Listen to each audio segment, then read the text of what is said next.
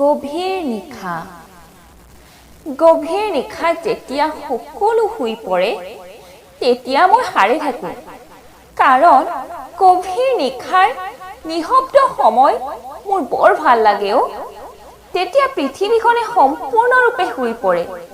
সেই নিঃশব্দ সময়খিনিয়ে মোৰ বৰ ভাল লাগে কাৰণ সেই নিঃশব্দ সময়খিনিৰ সৈতে মোৰ বৰ ভাল চিনাকি সেই নিঃশব্দ সময়খিনিও কেতিয়াবা ভাগৰি পৰে কাৰণ মোৰ হৃদয়ৰ বেদনাবোৰ কৈ যে আজিও শেষ কৰিবই পৰা নাই গভীৰ নিশাৰ সেই নিঃশব্দ সময়ে এদিন মোক সুধিছিলে জানা তুমি হাঁহিৰ আঁৰত কেনেকৈ নিজক ফাঁকি দি আছা তুমি আনক ফাঁকি দিব পাৰিলা ঠিকেই কিন্তু নিজকেতো ফাঁকি দিব পৰা নাই তেতিয়াহ'লে কাৰ বাবে তুমি সহ্য কৰিছা ইমান বেদনা কিয় সহ্য কৰি আহিছা কিন্তু মই নিমাত হলো তেতিয়া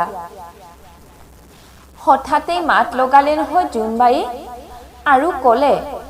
তাই অকলশৰীয়া হৈ যাব বুলি আনক ফাঁকি মাৰি নিজেই শিতানৰ কাৰুতিয়াই আনক হহুৱাই ৰাখিব বিচাৰে তাই তেতিয়া গভীৰ নিশাই মোক ক'লে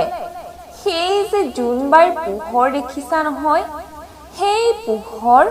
সদায় তোমাৰ বাবেই থাকিব তোমাৰ বাবে দাঁত এন্ধাৰতো পোহৰ হৈ ৰম এন্ধাৰেৰে আৱৰি নেপেলাও তোমাৰ জীৱনৰ পথ কাৰণ তোমাৰ যে চিনাকি গভীৰ নিশাৰ সতে বহু যুগৰে সঁচাকৈ গভীৰ নিশাৰ দাঁত এন্ধাৰৰ সতে বহু যুগৰে চিনাকি বহু যুগৰে